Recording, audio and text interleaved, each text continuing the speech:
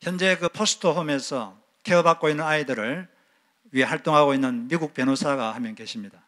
이분도 어린 시절 어머니께서 정신병원에 들어가시는 바람에 포스터홈에서 자랐어요. 거기서 별로 친절하지 못한 양부모 밑에서 많은 힘든 삶을 살았습니다. 그는 자라는 동안 어머니를 계속 만나고 싶었지만 여러 가지 사정으로 만날 수가 없었습니다. 그러다가 성인이 되어서 다시 만났을 때 어머니와 아들은 그 정신병원에서 뜨거운 눈물을 흘리며 상봉했습니다. 그 이후로 그 아들은 어머니를 계속 찾아뵙고 자주 찾아뵙고 돌보고 같이 대화하고 그렇게 했어요. 지극히 돌보았습니다. 그런데 이렇게 남들이 다 기피하는 그 여인을 이 변호사가 계속 지극히 돌보고 자주 만나고 그러니까 왜 그렇게 남들이 기피하는 여인을 그렇게 만나려고 그렇게 하십니까? 이렇게 질문하니까 그분이 이렇게 답을 했습니다. 그 여인은 이 세상에서 저를 조건 없이 사랑해주는 유일한 존재이기 때문입니다. 예, 어머니는 우리 사람을 조건 없이 사랑해줘요. 자식이 잘났건 못났건 상관없이 있는 그대로 받아줍니다. 물론 예외도 있지만은 일반적으로. 그래서 사람들은 다 어머니 품을 그리워합니다. 저도 어릴 때 생각해 보면 제가 어릴 때 시골에 있었는데 그때 모든 가족이 한 방에서 잤습니다. 그런데 우리 어머니께서 한쪽으로 모로 누워서 주무셨는데 저희 셋째 누나와 제가 누가 어머니 가슴 쪽을 차지할 것인가, 그러기 위해서 매일 밤마다 엄청난 투쟁을 했던 기억이 납니다. 이 어머니가 어머니 가슴 쪽에 자려고 둘이서 싸우고 다투고 어머니 가슴에 못 자면은 이제 등에서 자야 되니까 어머니 가슴 쪽에 안기고 싶은 거예요. 왜냐하면 어머니의 품이란 것은 너무 따뜻하고 마음을 따뜻하게 해주고, 어머니는 내가 잘났건 못났건 그냥 있는 그대로 사랑해주고 받아주고, 남들은 못났다 그래도 내 자식이라고 좋아해주고 기뻐해주고 그렇거든요. 그래서 저도 셋째 누나와 그 어머니 품을 차지하기 위해서 엄청난 투쟁의 시간을 가졌던 것을 제가 기억합니다. 그리고 제가 어린 시절이었지만 제 마음속에 혹시 어머님이 돌아가시거나 안 계시면 어떻게 되나, 그러면 앞이 깜깜하겠다, 이런 생각을 제가 했던 기억이 지금 납니다. 모든 사람에게 어머니는 참으로 좋은 존재입니다. 어머니는 자식을 있는 그대로 사랑해 주니까 그런 거죠. 우리도 어머니처럼 우리 서로를 부족한 게 있지만 서로 안아주는, 또 받아주는 그런 아량을 우리가 베풀어야 될 줄로 믿습니다. 하나님의 사랑도 조건 없는 사랑인데 이 하나님의 사랑과 가장 닮은 인간의 사랑이 어머니 사랑이에요. 어머니 사랑이 사실은 인간이 하는 사랑 중에 가장 하나님의 사랑을 많이 닮았습니다. 그래서 오늘은 이 하나님 사랑과 어머니 사랑의 특징을 살펴보고 우리가 이 사랑에 대해서 어떻게 반응해야 될 것인가, 그것을 한번 생각을 해봤으면 좋겠어요. 먼저 이 사랑은 어떤 특징이 있느냐? 첫째는 이 사랑하는 대상의 아픔을 자신의 아픔으로 동일시하는 사랑입니다. 사람이 어떤 사람을 사랑하면 그 사람과 자기를 동일시해요. 그 사람이 아프면 자기가 아픕니다. 더 깊이 사랑하면 그 사람이 아프면 자기가 더 아파요. 그 사람이 고통받으면 자기가 고통을 받고 더 고통을 받습니다. 굶주리면 자기가 배가 고프고 헐벗으면 자기가 헐벗어요. 그 사랑하는 사람이 남에게 비난을 받으면 자기가 더 비난받는 것 같아 너무 고통스럽습니다. 그런데 하나님의 사랑이 바로 이처럼 동일시하는 사랑이다, 이것을 우리가 알 수가 있어요. 하나님의 사랑은 우리가 아프면 하나님도 아프시고, 우리가 고통받으면 하나님도 고통받고, 우리가 헐벗으면 하나님도 헐벗은 느낌을 받으시고, 그것을 우리가 오늘 읽은 마태복음 25장에서 알 수가 있어요. 마태복음 25장은 25장 31절에 예수님께서 다음과 같이 말씀하시는 것으로 한 가지 말씀을 하시는데, 인자가 자기 영광으로 모든 천사와 함께 올 때에 자기 영광의 보좌에 앉으리니, 인자는 예수님을 말하죠. 예수님께서 마지막 재림하실 때, 마지막 때에 이 세상을 심판할 때가 있습니다. 그때 모든 민족을 마지막 심판할 때가 있는데, 그때 앞에 이제 두고 사람을 두 가지로 이렇게 심판합니다. 가르죠. 하나는 양이라고 비유된 사람, 하나는 염소라고 지칭하는 사람으로 이렇게 가르는데, 심판을 해서 가르는 거죠. 양은 이제 하나님께 축복받을 자들이고 염소는 하나님께 저주받은 자들, 이게 염소입니다. 그래서 이 복받은 자들은 창세로부터 하나님께서 이미 준비해 놓은 그 나라에 들어가게 됩니다. 하늘나라를 상속하고 그 하늘나라에 들어가서 살게 되죠. 그런데 이 저주받을 자들은 영원한 불에 들어가게 된다. 영원한 심판을 받게 된다. 이렇게 말씀하셨어요. 이렇게 두 가지로 가르는데, 그러면 이 두 가지를 가르는 기준이 뭐냐? 기준에 대해서 예수님께서 말씀을 하셨습니다.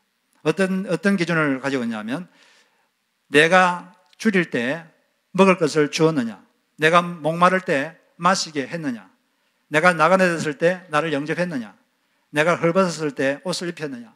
내가 옥에 갇혔을 때 돌보았느냐? 내가 병들었을 때 나를 케어했느냐?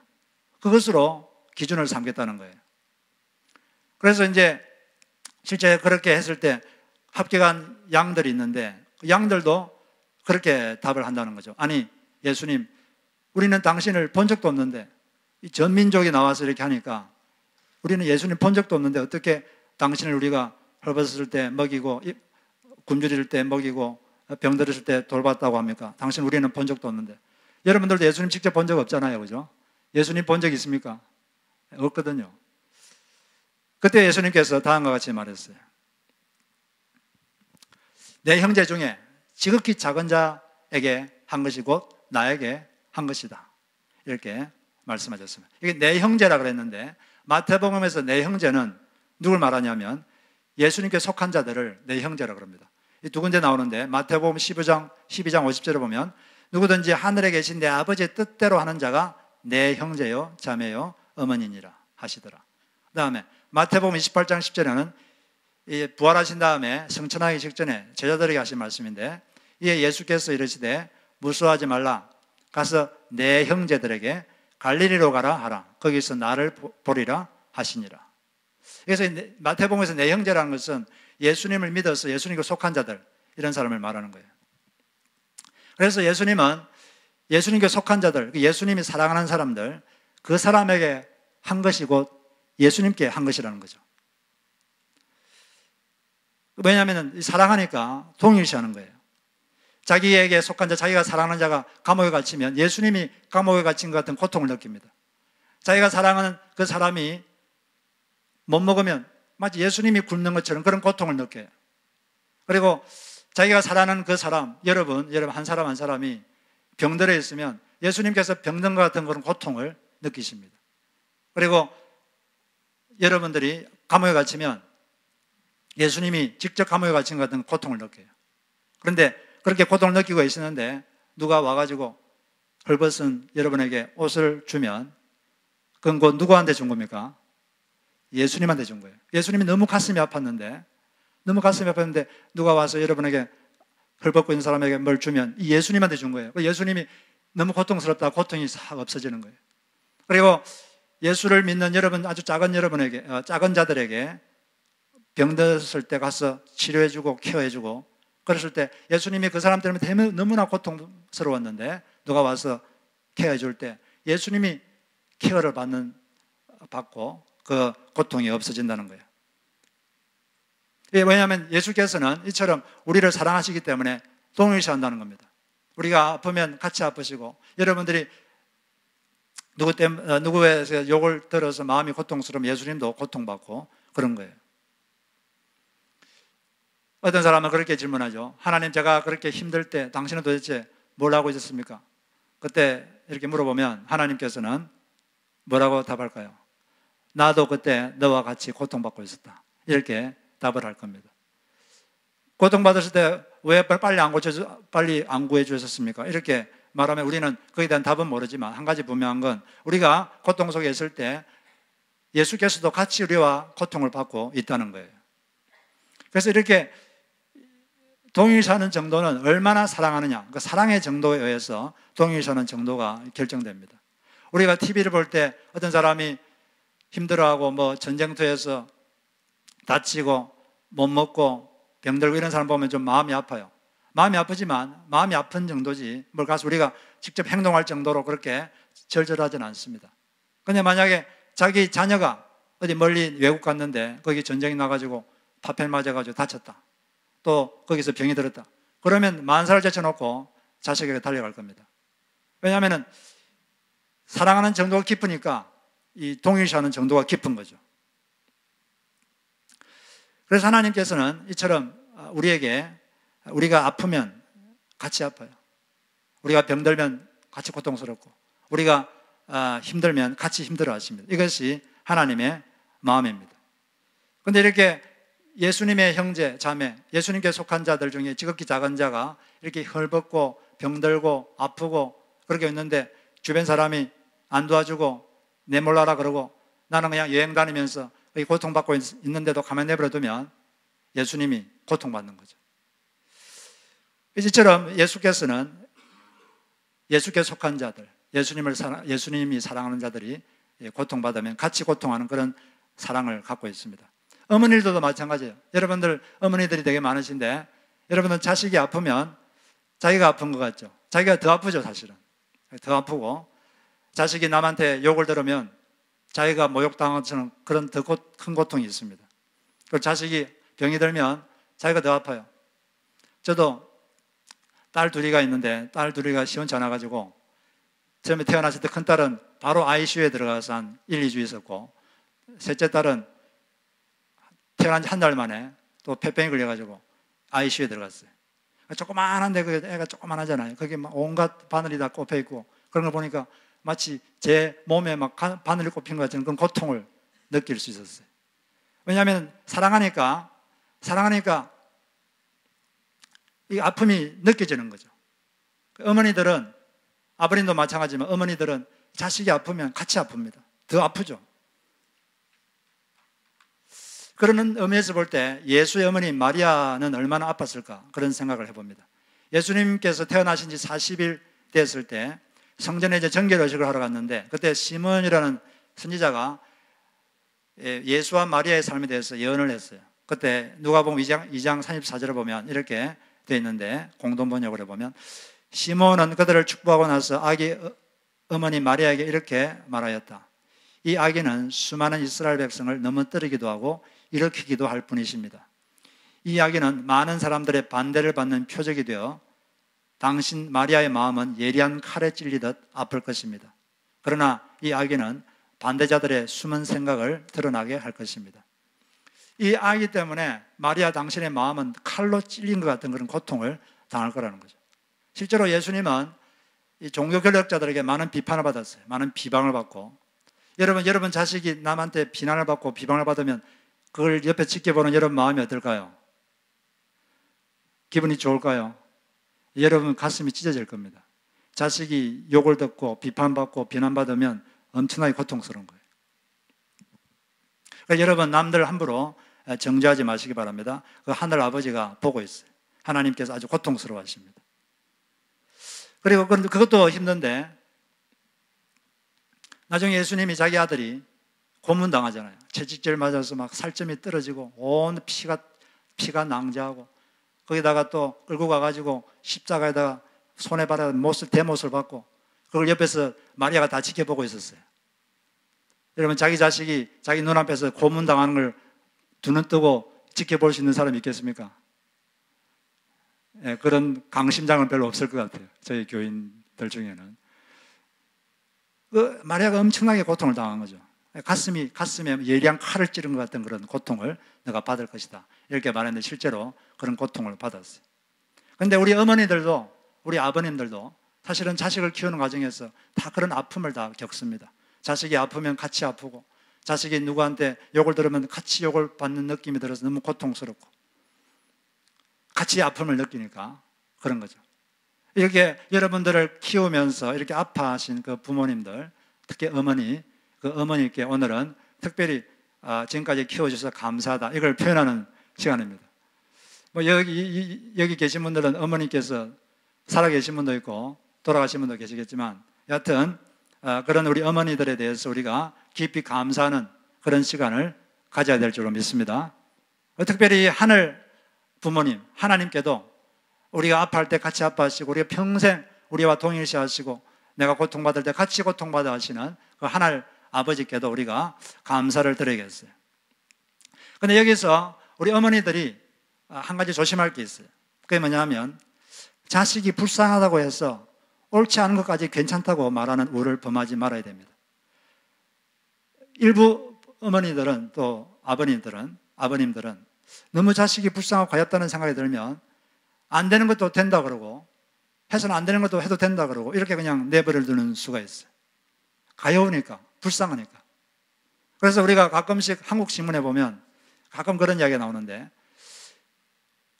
학교에 교사가 자기 자식을 벌 줬다고 해서 엄마가 찾아와가지고 교사에게 항의하고 막 교사 멱살 잡고 그렇게 막 그런 소란을 피우는 일이 있다는 걸 가끔씩 신문에서 봅니다. 물론 그 어머니 마음은 이해는 돼요. 어머니라는 것은 자식이 매를 맞으면 자기가 매 맞은 것 같은 고통이 있거든요. 그래서 너무 불쌍하고 너무 가엾고 그러니까 화가 나는 거예요. 화나니까 그냥 가가지고 항의하는 거죠. 근데 정말 제대로 된 부모라면 자기 자식을 올바로 하기 위해서 매를 든 그 교사에게 가서 감사해야 될 것입니다.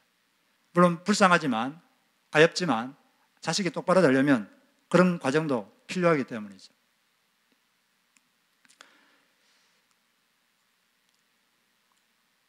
그래서 그런 우를 범하지 않도록 우리는 노력해야 돼요. 사무엘 시대 때에 대제사장이 있었는데 엘리 대제사장이 있었죠. 엘리 대제사장에게 아들이 둘이 있었어요. 홈리와 비누아스가 있었는데 근데 이 홈리 비누아스가 해서는 안 될 행동을 했어요. 이 두 사람은 제사장이었는데 이 성전에서 섬기는 여인들과 동침을 하고 그리고 이제 제사 드리고 가져온 고기를 제사도 드리지 않았는데 미리 뺏어가지고 자기가 먼저 먹어버리고 아주 제사를 아주 업신여겼죠. 그렇지만 이 엘리 대제사장은 그걸 제재하지 않았어요. 강하게 제재하지 않았습니다. 그 이유가 이제 성경에는 아들들을 하나님보다 더 중요하기 때문이다 이렇게 되어 있는데 그런 이유도 있겠지만 자녀들이 불쌍해서 아마 그랬을 것입니다. 불쌍하다고 그냥 안 되는 것도 된다고 내버려 두고 그러니까 결국 어떻게 됐어요? 홈리와 비누아스는 하나님께 버림받습니다. 그리고 나중에 전쟁이 나가지고 하루에 두 사람이 다 죽어요. 그래서 우리는 자녀가 불쌍하다고 해서 안 되는 것도 된다 이런 우를 범치 않도록 해야 되겠습니다. 특별히 또 손자, 손녀를 키울 때도 우리가 그런 걸 조심해야 되겠죠. 그리고 또 특별히 조심할 것은 우리가 이제 자녀들이 친구하고 싸울 때가 있잖아요. 싸워가지고 이렇게 힘들어할 때가 있는데 그때도 불쌍하잖아요. 가엾잖아요. 그러니까 가능하면 내 자녀 편을 들고 싶은 그런 마음이 다 우리 부모들에게 다 있습니다. 그러나 모든 싸움이란 건 다 쌍방의 과실이 있기 마련이에요. 그래서 우리는 그런 일이 있을 때 잘 들어보고 자녀들이 잘못한 게 있으면 자녀들을 올바로 사과하게 만들고 그리고 상대방이 잘못한 것은 용서할 수 있도록 이렇게 도와주는 것이 자녀들 올바로 키우는 그런 모습이라고 생각이 됩니다. 무조건 자기 자녀들 편만 들어서는 안 되겠죠. 하나님께서도 우리를 깊이 사랑하기 때문에 우리가 고통받으면 아프십니다. 고통스럽고. 그런데 하나님께서는 우리를 필요하면 이런 고난의 기간을 통과하도록 내버려 두십니다. 가끔씩. 그리고 또 우리에게 연단의 기간을 그냥 지나도록 이렇게 하십니다. 고통스럽지만. 왜냐하면 필요하기 때문이죠. 왜 그러느냐?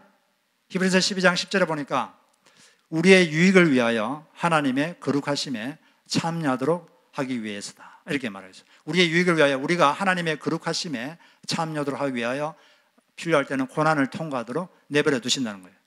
그리고 또 12장 11절에는 의와 평강의 열매를 맺도록 하기 위해서 징계를 하실 때가 있다는 거죠. 고난을 통과하도록 내버려 두신다는 거예요. 연단을 통과하도록 내버려 두신다는 거예요. 의와 평강, 그 사람이 의로운 성품이 형성되도록. 그리고 평강, 사람이 여러 가지 어려움을 겪다 보면 산전수전 다 겪다 보면 웬만한 건 다가와도 별로 흔들리지 않아요. 마음이 평안이 있습니다. 그래서 이렇게 웬만한 거는 그냥 흔들리지 않도록 하기 위해서 주님께서 이렇게 우리가 그런 고난의 기간을 거칠 수 있도록 그냥 내버려 두실 때가 있다는 거예요. 평안의 성품이 형성될 수 있도록. 어쨌거나 하나님도 그렇고 우리 부모들도 그렇고 그 사랑이 크기 때문에 그 아픔을 동일시합니다. 그래서 우리를 평생토록 우리와 같이 아파하시고 그렇게 하신 우리 부모님께, 어머님께 여러분 깊이 감사하는 그런 하루가 되시기를 바랍니다. 그리고 두 번째로 이 사랑의 특징은 뭐냐면 이 사랑하는 대상으로 인해서 기쁨을 누리는 사랑입니다. 이 스바냐 3장 10절 말씀은 너의 하나님 여호와가 너의 가운데 계시니 그는 구원을 베푸실 전능자이시라. 그가 너로 말미암아 기쁨을 이기지 못하시며 너를 잠잠히 사랑하시며 너로 말미암아 노래를 즐거이 노래 부르며 기뻐하시리라. 이 사랑하는 사람을 보면 마음에 기쁨이 있습니다. 이 마음에 즐거움이 생기죠. 기쁨을 주죠. 자기가 좋아하는 사람, 자기가 사랑하는 사람 보고 있으면 그냥 보고만 있어도 기쁨이 생기죠. 그리고 보고 있으면 살맛이 나고 어떤 이유가 생기고 그런 거죠. 이 사랑의 정도가 깊을수록 기쁨의 정도는 깊어요. 하나님께서도 우리를 사랑하시기 때문에 우리를 보면 이 마음이 기쁘시다 이렇게 말하는데 그 기쁨의 정도가 어느 정도냐, 여기 보니까 너로 말미암아 기쁨을 이기지 못하신다. 이기지 못하시는 기뻐 어쩔 줄을 모르신다는 거죠. 그리고 즐거이 노래 부른다. 너무 기뻐서 보면은 노래가 나온다는 거예요. 그처럼 하나님께서 여러분 한 사람 한 사람을 사랑하는 줄로 믿습니다. 그리고 우리가 이 하나님께서 우리를 얼마나 사랑하는 걸 우리가 알아야 돼요. 어머니도 마찬가지예요.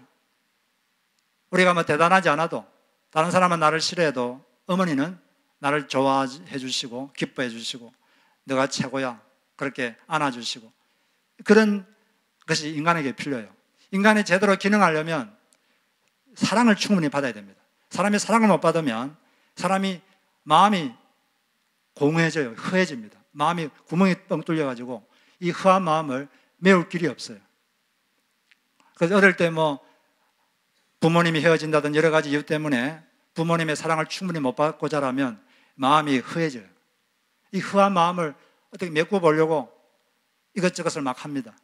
그걸 뭐 좋은 방향으로 메워보려고 하면 좋은데 안 좋은 방향으로 막 술을 먹고 뭘 해보고 마약도 하고 이런 걸 통해서 이 허한 마음을 이렇게 채우려고 하는 경우가 더 많기 때문에 그 문제가 생기는 거예요.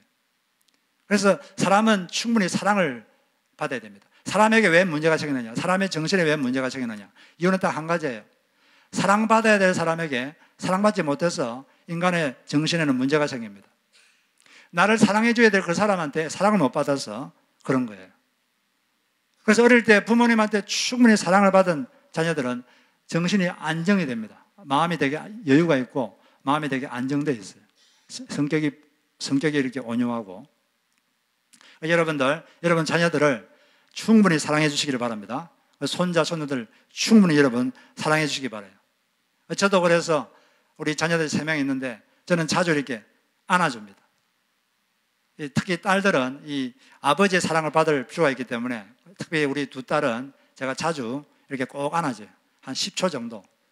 한번 안고 그냥 가라는 게 아니라 10초 정도 꼭 안아줍니다. 아무 말 없이 꼭 안고 있으면 내가 자기를 사랑한다는 걸 느끼겠죠. 그렇게 이제 내가 일부러 그렇게 하는 거예요. 뭐 저는 뭐 안고 싶겠어요. 그렇지만 그게 필요하니까 그냥 일부러 안아주는 거예요. 꼭 이렇게. 다 커가지고 10대라 다 커가지고 안기도 그런데 그렇지만 일부러 제가 이렇게 안아줍니다. 그리고 우리 아들은 저보다 키가 훨씬 커가지고 내가 안아주면 나를 번쩍 들어요. 들어가지고 흔들어 버립니다. 그렇지만은 내가 자기를 안았다는 걸 알지. 그 마음이 전달되는 거니까 그 마음이 전달되는 게 중요한 거거든. 그래서 이 사람이란 건 사랑을 충분히 받아야 돼. 이 사랑을 못 받으면 사람이 이상해집니다. 그래서 어머니라는 것은 참 필요한 거예요. 어머니라는 존재는 남들은 당신 뭐 대단해. 남들은 나를 싫어하고 그래도 어머니는 너가 최고야. 막 좋아해주고 기뻐해주고 너를 보니까 내가 살 맛이 난다. 너를 보니까 내가 기쁘다. 이런 어머니가 있기 때문에 여러분들이 지금 인간 기능을 제대로 하고 있는 거예요. 그 어머니 때문에 사랑을 받았기 때문에 마음이 안정감이 있고 이렇게 살고 있는 겁니다.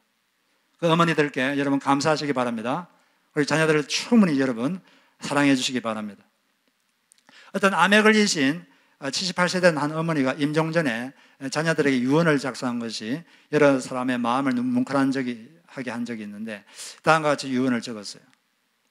이제 자녀들도 다 컸죠. 다 성인된 분들인데 이렇게 자녀들에게 유언을 남겼습니다. 자녀들이 나를 돌보아 줌이 고마웠네. 자녀들이 세상에 태어나 나를 어미라 불러주고 젖 물려 배부르면 나를 바라본 눈길에 참 행복했다네. 남편 잃어 세상 무너져 험한 세상 속을 버틸 수 있게 해줌도 자네들이었네. 병들어 하나님 부르실 때 곱게 갈 수 있게 곁에 있어 줘서 참으로 고맙네. 자네들이 있어서 잘 살았네. 자네들이 있어서 열심히 살았네.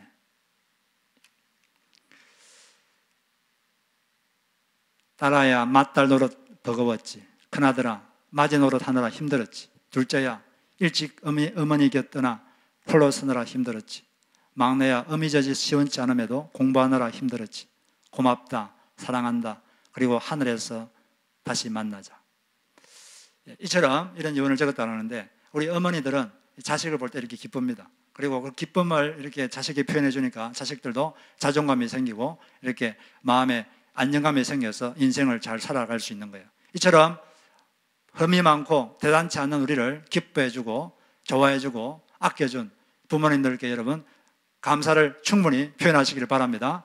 그리고 대단하지 않은 우리를 있는 그대로 사랑해 주고 기뻐해 주시고 좋아해 주시고 해주시는 우리 하나님께 여러분 감사하시기를 바랍니다. 그리고 또 이 사랑은 어떤 특징이 있느냐? 이 사랑하는 대상을 위해서 희생하기를 아까워하지 않는 그런 사랑입니다. 사랑의 정도가 희생의 정도를 결정합니다. 적게 사랑하면 적게 희생합니다. 많이 사랑하면 많이 희생합니다. 내가 어떤 대상을 얼마나 사랑하느냐, 그걸 알려면 내가 그 사람을 위해서 무엇을 희생할 수 있는가, 그것을 질문해 보면 내가 그 사람을 얼마나 사랑하는가, 그것을 알 수가 있습니다. 하나님이 나를 얼마나 사랑하셨느냐, 그걸 알려면 하나님이 나를 위해서 뭘 희생하셨느냐, 그걸 질문해 보면 되는 것입니다. 하나님은 우리를 사랑해서 뭘 주셨습니까? 자신의 독자 아들을 내주셨어요. 여러분 혹시 집에 자식이 있습니까? 아들이 있습니까? 아들 있으면 딸이 있다고 합시다. 지금 여러분 주변에 한 10명 정도 사람을 살려야 되는데 이 사람을 살리려면 여러분 아들을 또는 딸을 죽여야 돼요. 그럼 여러분 아들, 딸 중에 한 명을 그 10명 정도를 살리기 위해서 죽일 수 있겠습니까? 고문당해서 죽도록 내버려 둘 수 있겠어요? 그럴 수 있다고 생각하시는 분 손 들어보세요. 예, 그런 분들은 없을 겁니다. 그런데 하나님은 이렇게 독자 되신 아들을 우리를 위해서 내보내주셔서 고문당하는 그 고문터에 그냥 내주셨어요. 요한일서 4장 10절에 보니까 사랑은 여기 있으니 우리가 하나님을 사랑하는 것이 아니요 하나님이 우리를 사랑하사 우리 죄를 속하기 위하여 화목제물로 그 아들을 보내셨습니다. 로마서 8장 32절 자기 아들을 아끼지 아니하시고 우리 모든 사람을 위하여 내주시니가 어찌 그 아들과 함께 모든 것을 우리에게 주시지 아니하시겠느냐. 가장 내주기 힘든 자식도 주셨는데 다른 것들은 필요하다면 기꺼이 주신다, 그런 말씀이죠. 그래서 우리는 이렇게 큰 희생을 치르신 하나님의 사랑에 감사해야 됩니다. 2010년도 10월 18일에 로스앤젤레스에서 다음과 같은 일이 있었습니다. 길 가던 한 여성이 핸드백을 빼앗으려는 노상 강도로부터 얼굴을 얻어맞고 쓰러졌어요. 길바닥을 지질 끌려가면서도 핸드백을 뺏기지 않으려고 필사적으로 버텼습니다. 그 노상 강도가 아무리 때리고 짓밟아도 핸드백을 놓지 않았어요. 겁이 난 강도는 결국 포기하고 도망쳐버렸습니다. 그토록 처절하게 버틴 이유는 핸드백이 비싼 명품이어서 그런 게 아닙니다. 그 속에 뭐 현금이나 신용카드가 있어서 그런 게 아닙니다. 그 안에 휴대폰이 있었어요. 휴대폰에 동영상이 하나 있었는데 그 동영상이 자기 젖먹이 딸이 옹알이를 하다가 엄마 하고 말하는 그 장면을 찍은 그 동영상이에요. 근데 그 딸이 10주 전에 암이 걸려서 세상을 떠났어요. 10주째 되는 날이죠. 그 끔찍한 폭행을 당하면서도 핸드백에서 손을 놓지 않은 것은 불쌍한 딸이 남긴 마지막 기억이 들어있었기 때문입니다. 그 무지막지한 괴한과 싸워 물리친 엄마의 힘은 어디서 나온 것이겠습니까? 바로 그 사랑이죠. 딸에 대한 기억을 가지려고. 예수님께서는 이 채찍에 맞고 살찜이 떨어져 나가고 손발에 못이 박히고 인간의 몸으로 감당할 수 없는 고통을 당하고도 그 십자가를 끝까지 참으신 것은 이 십자가를 통해서 태어날 자기 사랑하는 영적 자식들을 보고야 말겠다는 그 집념 때문이었습니다. 아무리 짓밟아도 예수님은 그 자녀들을 놓칠 수가 없었습니다. 끝까지 십자가를 지셨어요. 짓밟히고 맞고 모욕당하고 그래도 끝까지 견뎠습니다. 그래서 예수를 믿는 사람들이 다 구원받을 수 있는 길을 열어주셨어요.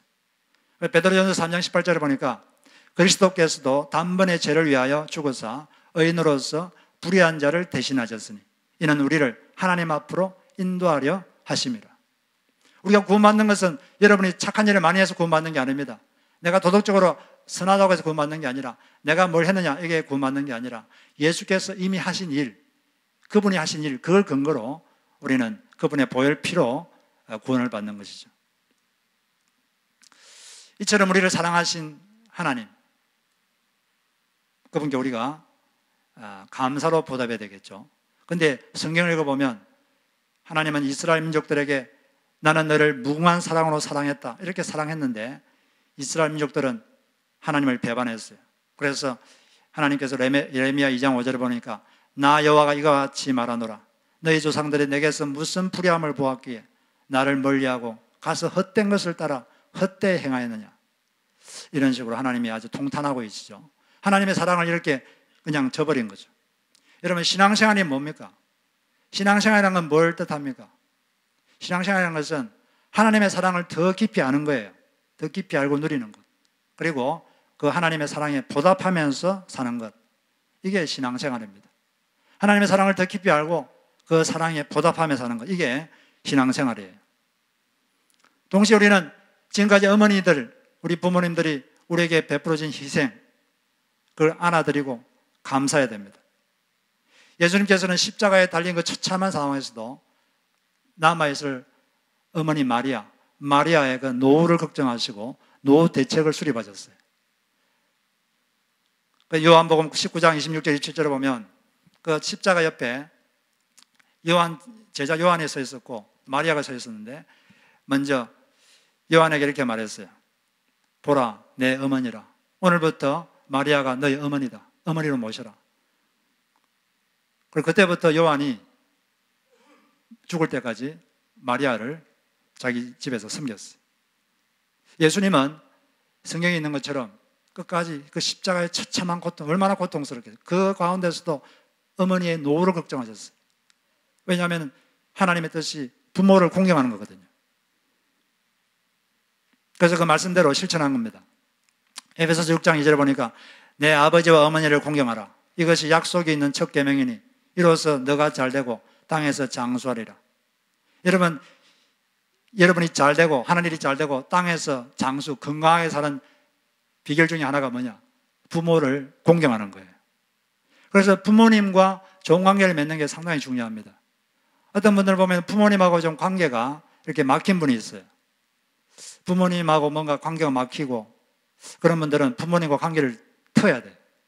관계를 풀어야 됩니다.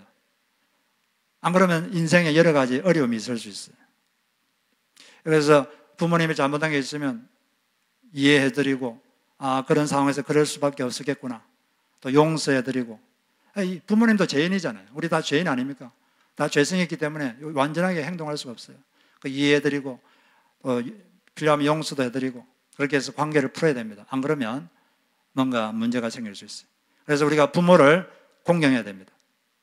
부모를 공경하시는 여러분 되시기를 바랍니다. 부모님의 노후를 여러분 잘 이렇게 해드리시기 바라요. 그 부모님들이 노후 때 편안하게 지낼 수 있도록 필요한 걸 우리가 해드려야 되죠. 먼저 돈을 드려야 됩니다. 사람은 돈이 필요하거든요. 그래서 드릴 수 있으면 돈을 드려야 되고 그리고 또 자주 찾아뵙고 못 찾아뵈면 전화라도 드리고 연세 들면 되게 외롭거든요. 자주 이렇게 연락드리고 그래서 여전히 당신을 사랑합니다. 이걸 자꾸 우리가 말씀드려야 돼요. 그리고 또 오늘 같은 이 어머니 날 특별히 여러분 그 사랑을 특별히 표현하시고 그런 여러분들 되시기를 주의 이름으로 축복합니다. 같이 기도하겠습니다. 이 시간 여러분 부모님, 어머니, 특별히 어머니, 그리고 장인, 장모님 여러분 생각하면서 그분들이 평생 베풀어 주신 그 희생과 사랑과 아픔 기억하면서 감사하기도 드리시고, 그리고 그분들이 또 건강하게 또 노후를 편안하게 잘 보내실 수 있도록 해달라고 여러분 그분들 위해서 우리가 간절히 기도 드려야 되겠습니다. 우리 부모님이 안 계신 분들도 그리고 또 우리 하나님 아버지께 우리를 끝까지 사랑해 주시고, 우리가 아플 때 같이 아파 주시고, 우리가 고통받을 때 같이 고통받아 주시고, 우리가 대단치 않은 우리지만 우리 때문에 기뻐해 주시고, 우리를 싫어하는 사람도 있지만 하나님은 절대 우리를 싫어하지 않고 우리 때문에 기뻐 어쩔 줄 모르시고 기뻐 노래 부르시는 그 하나님께 감사드리십시오. 그리고 우리를 위해서 희생해 주신 그분께 여러분 감사하시기 바랍니다. 우리가 이 시간 같이 통성 하나님 앞에 기도하겠습니다. 하나님 아버지, 우리들을 너무 사랑하셔서 참 우리가 아플 때 같이 아파해 주시고, 우리가 이유 없이 고난당할 때, 이유를 모르고 고난당할 때에도 우리는 이유는 모르지만 하나님이 같이 아파하시는구나, 그것을 알게 해주셔서 감사드립니다. 우리가 헐벗으면 같이 헐벗으시고, 굶주리면 같이 굶주리시고, 병들고 외로우면 같이 외로워하시고, 그 하나님의 사랑에 감사드립니다. 하나님 아버지 또한 대단하지 않는 저희들, 우리를 싫어하는 사람도 있는데 하나님은 우리를 절대 싫어하지 않으시고 우리 때문에 기뻐 어쩔 줄 몰라 하신다고 그러니 너무나 고맙습니다. 하나님 아버지, 그것 때문에 우리가 자존감을 가지고 하나님 살아갈 수 있도록 하여 주시옵소서. 하나님 아버지, 우리를 사랑하셔서 우리를 위해서 가장 큰 것을 희생해 주셔서 감사드립니다.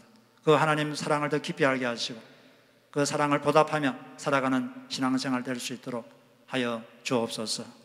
또한 평생을 자녀들을 아낌없이 사랑하며 자녀들을 위해서 모든 것을 다 내어주고, 자녀들 때문에 수없는 날들을 눈물 흘리며 잠 못 이루는 그런 많은 밤들을 지낸 우리 이 땅의 어머니들, 하나님 자식 때문에 고민하고 고통받으며 자식들을 위해서 눈물로 기도하고 자식들 때문에 참으로 많은 아픔을 가지고 있는, 그리고 자식들을 사랑했던 모든 이 땅의 어머니들을 하나님께서 이 어머니 날에 축복하여 주옵소서. 오늘 그들에게 기쁨이 넘치게 하시고 하나님 마음에 행복이 넘치게 하여 주옵소서. 자녀들이 부모님들의 그 노고와 수고를 깊이 진심으로 알고 감사하는 하루가 될 수 있도록 하여 주시옵소서. 하나님께서 우리 어머니 날에 하나님의 놀라운 은혜가 모든 어머니들에게 넘치도록 부어주시고, 특히 연세 드신 어머니들 아버지 특별히 그 건강을 지켜주시고, 아버지 그 마음에 하늘로부터는 평안이 그 마음을 지배하도록 하여 주옵소서. 감사합니다. 예수님의 이름으로 기도드립니다. 아멘.